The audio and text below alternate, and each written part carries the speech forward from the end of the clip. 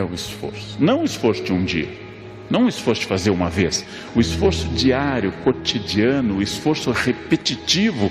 Esse é o custo e essa é a questão importante. E eu vou usar uma metáfora importante: esforço é banho. Tomou hoje? Ótimo, parabéns. Amanhã, de novo, no outro dia. Esforço é diário. Não existe dieta de uma semana. Começando por esse campo. Se você fizer uma dieta de uma semana, vai descobrir que o peso que você perdeu é vingativo. Ele volta acompanhado. Ele volta com amigos. Você quer, se é importante para você, isso não é definido eticamente, é só uma questão de vontade. Você quer emagrecer? É um projeto de reeducação alimentar para toda a vida. Quer guardar dinheiro? Não é que no mês de dezembro eu vou guardar dinheiro. É um péssimo mês para guardar dinheiro. Não é que no ano que vem eu vou guardar dinheiro. Tem que ser hoje. A todo instante. Esforço é banho, é diário, é repetitivo. As pessoas chamam isso por uma palavra não tão recente em português, mas muito usada agora: resiliência. A capacidade de enfrentar pequenas crises. As plataformas marítimas não caem por causa de tsunamis, elas caem por causa das marolas diárias. Ninguém mais escuta ninguém. Façam o teste. Ao voltarem a casa hoje, digam à pessoa que lá ficou: eu estou cansado. O que os senhores e as senhoras ouvirão? Quem está casado há mais de 12 horas sabe. Eu estou cansado. O que eu escuto em casa? Eu também. Eu acordei às 4, acordei às 13. Eu tenho uma dor de cabeça, eu tenho um tumor. É uma concorrência permanente. Ninguém ouve ninguém. Estamos loucos para falar a nossa opinião sempre. Então, ouvir para que essa ação estratégica. Lembrem, as escolhas são livres. Insisti nisso desde o início. As consequências são obrigatórias. Eu como o que eu quiser. A consequência é obrigatória. Eu bebo, fumo, faço o que eu quiser. A consequência é obrigatória. Eu acordo a hora que eu quiser. A consequência é obrigatória. Então é preciso lembrar sempre que você é livre, mas você não pode produzir a consequência diretamente dentro da sua liberdade. As decisões são feitas em meio a mudanças. As decisões são feitas em meio a um mundo muito complicado, um mundo de mutações muito dinâmicas. E eu sou um ser histórico, que tenho consciência que dentro dos meus limites não posso vencer a morte. Não posso vencer a lei da gravidade. Não há nada que eu possa fazer quando o avião entra em zona de turbulência. Quando o avião arremete em Congonhas. Não sei se vocês já passaram por essa experiência. Tenta aterrissar, não consegue e decola de novo. Hoje é o dia que define o momento exato do futuro. O futuro é hoje, porque amanhã será hoje. As decisões tomadas aqui nessa noite vão marcar as senhoras e os senhores para o resto da existência. São decisões diárias, decisões tomadas sem clareza e que podem ter que ser refeitas, mas são decisões agora. Escolham o futuro. Ele nunca chega, mas ele é decorrência do presente. O que eu estou hoje é o meu futuro de ontem, e tudo que eu faço ou deixo de fazer afeta esse, entre aspas, futuro.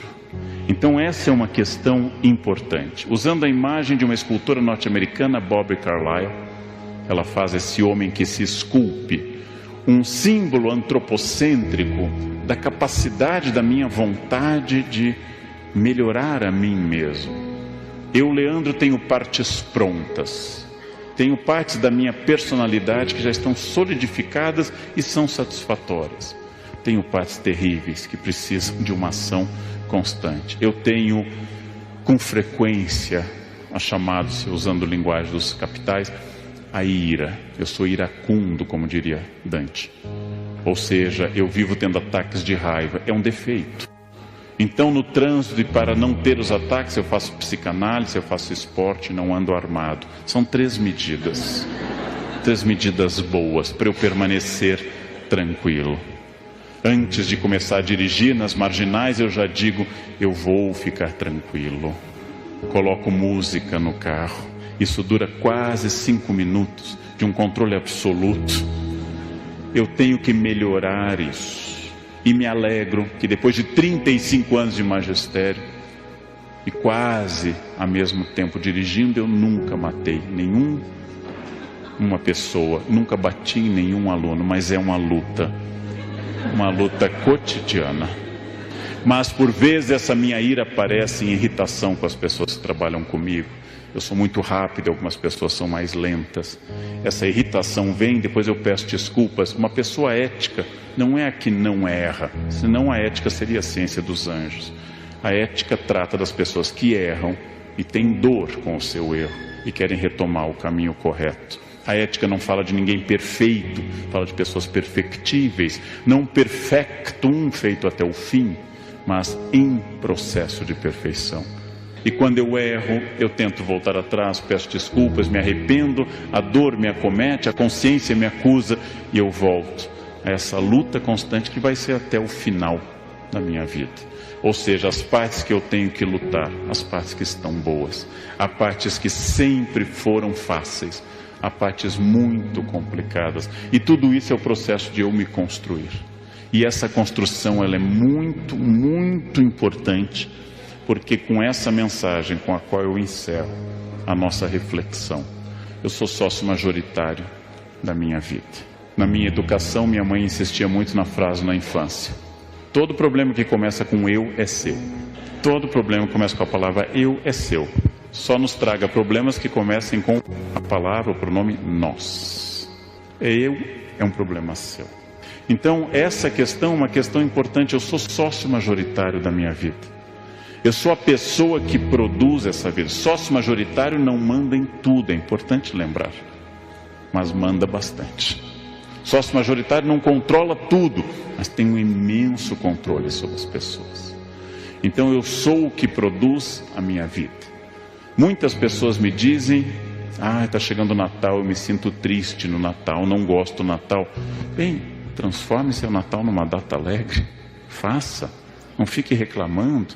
A pergunta que Freud fez antes de morrer em 39, por que as pessoas buscam a infelicidade e quando encontram, permanecem nela e se surpreendem? Façam o Natal alegre, mudem a estrutura da festa. Ou seja, façam as coisas acontecer. Sou sócio majoritário da minha existência. Eu tenho uma consciência enorme disso.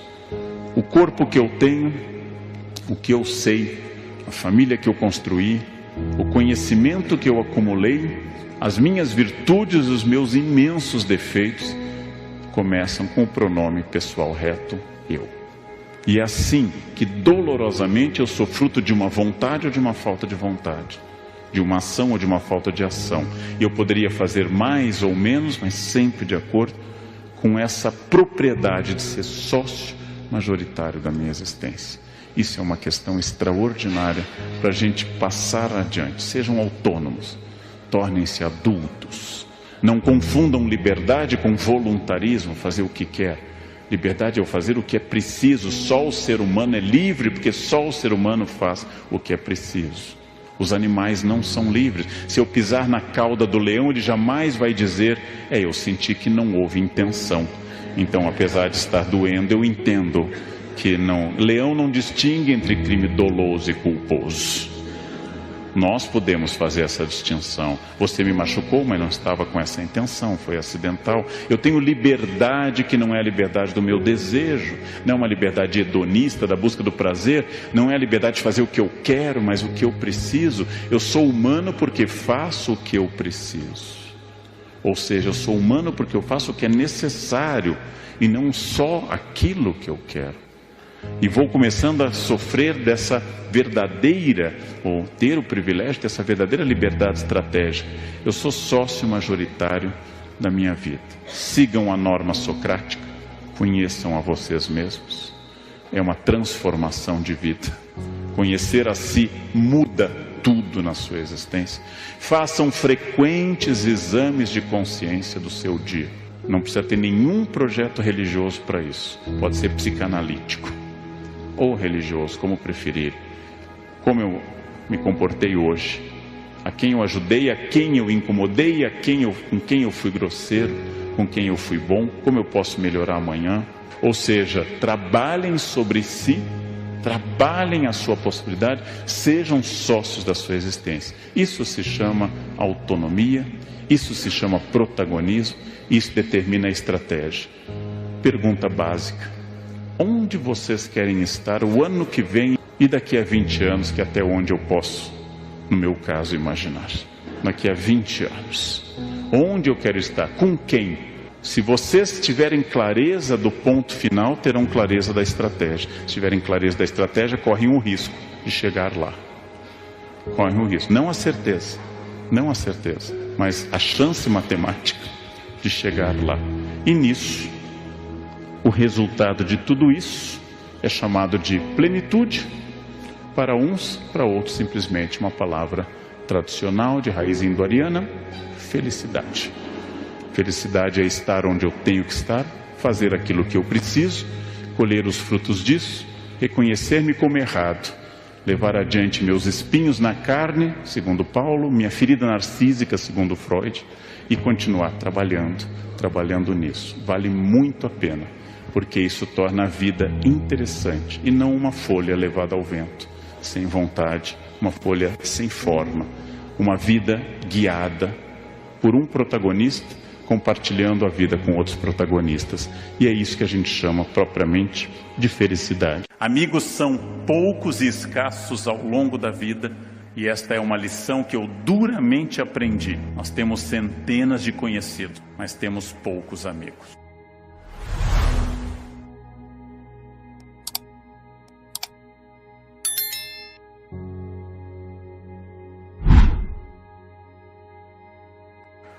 O campo ético tem, e esse é o nosso tema de hoje, eu tenho que falar a vocês do ponto de vista racional, por que é melhor ser ético e por que a vida com ética é uma vida mais fácil.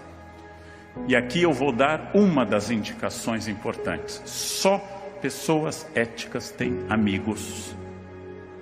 Pessoas não éticas, a ideia não é minha nem de Aristóteles, mas de um filósofo que escreveu um livro aos 18 anos, Discurso da Servidão Voluntária. Uma pessoa não ética tem apenas cúmplices e não amigos. Uma vida sem amizade é uma vida vazia. Uma vida sem amigos verdadeiros é uma vida desperdiçada. Só pessoas boas têm amigos. Pessoas desonestas têm cúmplices. Quem disse isso? O nosso querido Etienne Laboissy. Ele disse que os maus não têm amizade, eles apenas se entretemem. Eu acrescentaria: os maus têm medo de uma delação premiada. Os maus olham para a pessoa que foi procurá-los, tem uma caneta espiã, um gravador, porque aparecer gravação ultimamente é moda. A pessoa que tem um amigo não precisa ter essa preocupação. Amigos são poucos e escassos ao longo da vida, e esta é uma lição que eu duramente aprendi. Nós temos centenas de conhecidos, mas temos poucos amigos. E eu já lancei uma vez e volto a dizer que há um teste eficaz, infalível, para vocês aplicarem sobre a amizade. Ao retornarem às suas casas ao longo dos próximos dias, reúnam os amigos e digam sobre o sucesso de vocês. Digam: eu estou bem, nunca ganhei tanto dinheiro, estou amando e sendo amado, estou fazendo um sucesso louco e vai melhorar. E olhem para o rosto da pessoa. É um teste infalível. Só um amigo vai sorrir e se emocionar com o sucesso de vocês. Os outros vão dizer: nossa, está meio exibido, né? Os outros vão se incomodar. Quem se incomoda não gosta de mim. Quem se incomoda concorre comigo. Quem se incomoda não tolera o meu sucesso. Aristóteles diz uma coisa sobre a qual eu nunca desenvolvi muito até hoje, mas que é fundamental. Todas as pessoas éticas têm essa areteia, esse compromisso em grego com a verdade. Elas têm justa indignação. Uma pessoa ética briga, mas briga pelas causas corretas.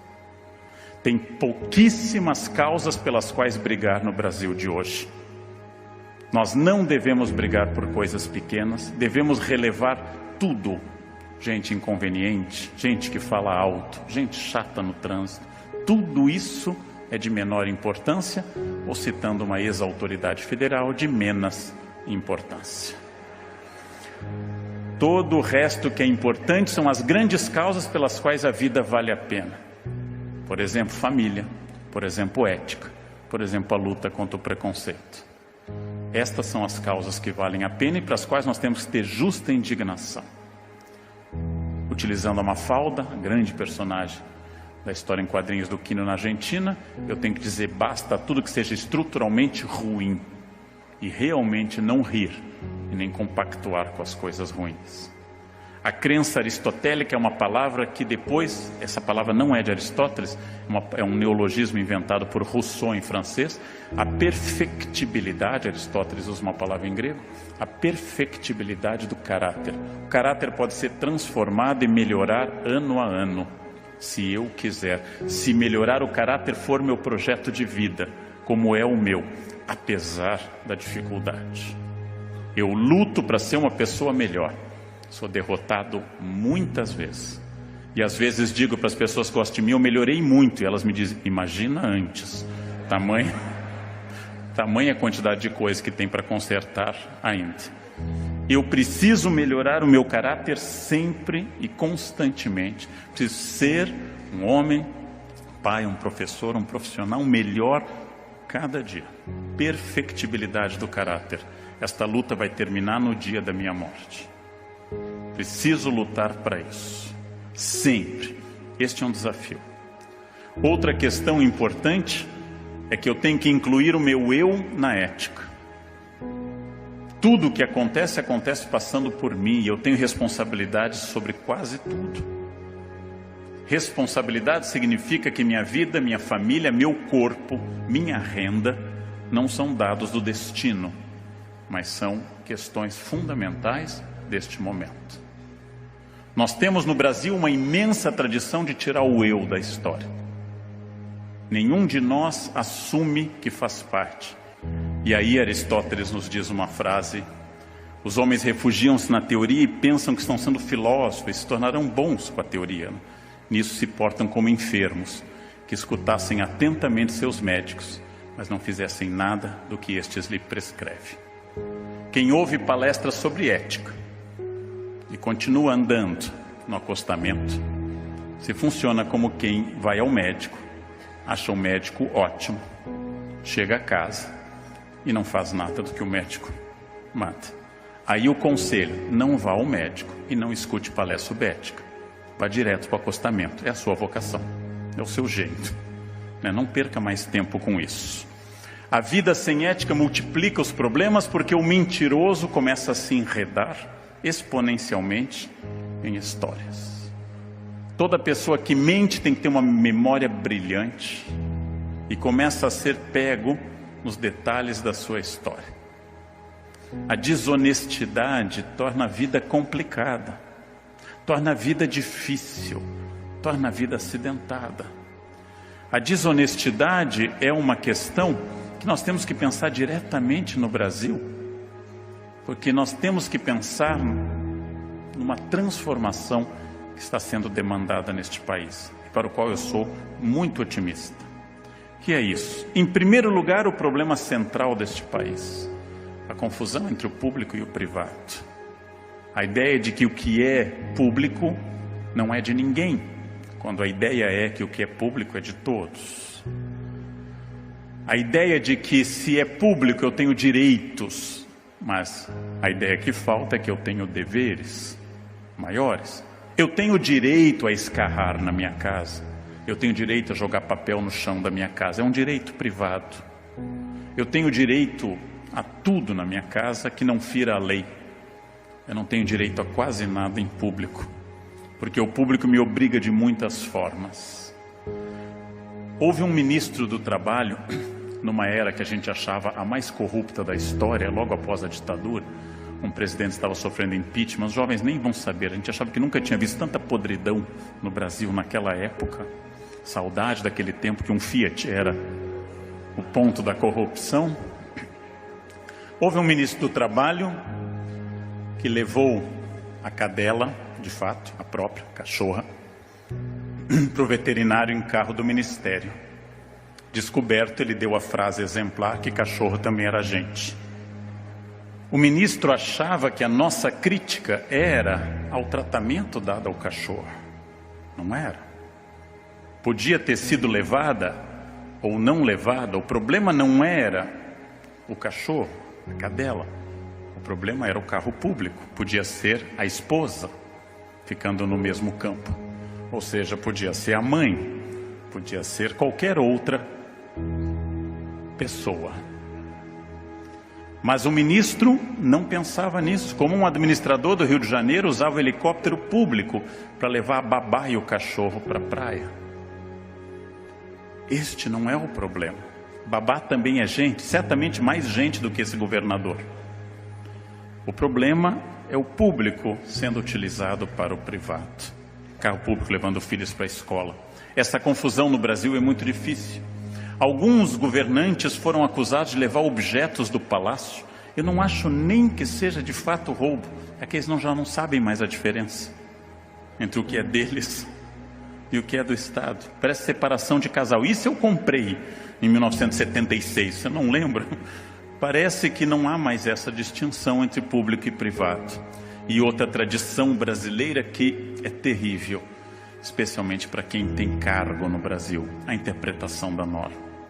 O brasileiro tem uma dificuldade estrutural com a norma, ele interpreta. Eu achei que era para fazer isso, mas hoje estava chovendo. Mas veja, não tinha uma cláusula de umidade do ar para isso. Não, eu não vim para a reunião porque hoje é véspera de feriado. Eu achei que nas vésperas de feriado é muito difícil. O brasileiro acha muito. Às vezes a gente tem que dizer, aqui é um campo que você não precisa achar, só executar. E aqui é um campo que você pode achar. Interpretação da norma é uma característica nossa, muito forte no Brasil.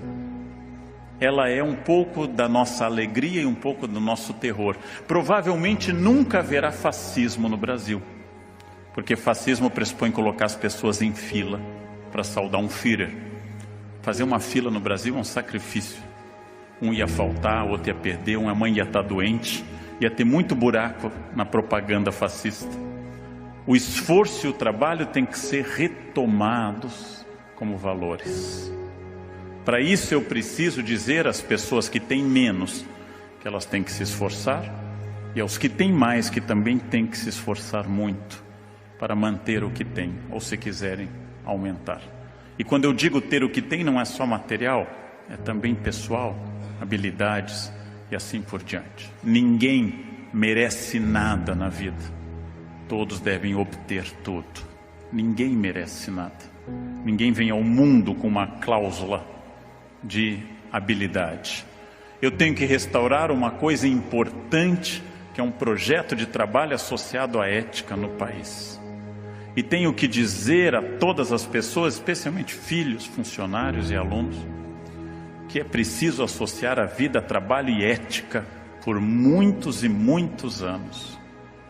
Que o ponto no qual cada um de nós possa ter chegado é um ponto de um esforço extraordinário.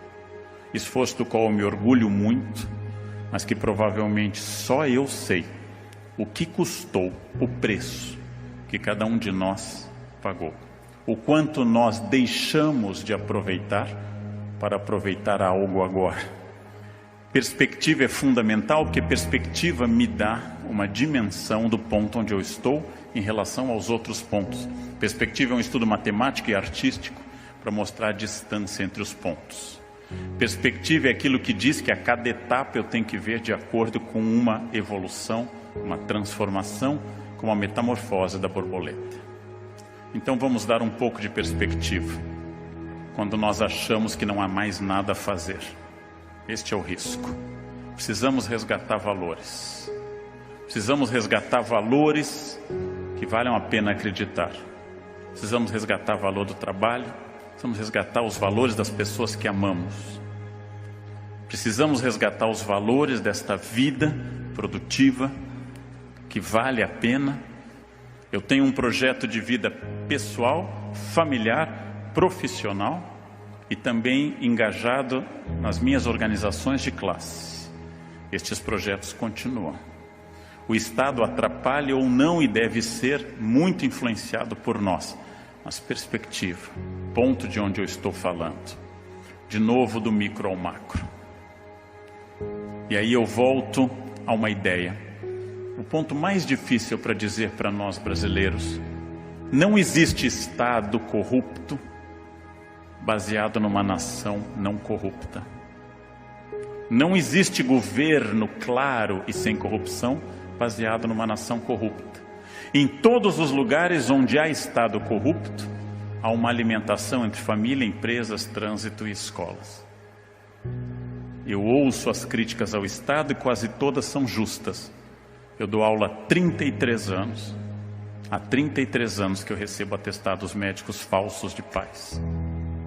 Há 33 anos que eu recebo estelionato de pais, que é talvez o pior exemplo que uma criança pode receber na vida. O pai estelionatário com um atestado médico falso. Há 33 anos que eu pego alunos colando. Há 33 anos que eu vejo pessoas fazendo coisas erradas e vejo um trânsito difícil. Eu tenho que ser a transformação que eu quero ver no mundo. Se eu quero um mundo ecológico, eu reciclo o lixo na minha casa. Se eu quero um mundo sem preconceito, eu não permito que piadas preconceituosas sejam contadas na minha casa. Se eu quero um mundo ético, a minha casa, a minha associação e a minha empresa serão éticos. Eu sou a transformação que eu quero ver no mundo. E sempre que eu tomo uma decisão ética, eu garanto a liberdade. Porque a pessoa sem ética vai ficando enredada. Ela vai perdendo a liberdade.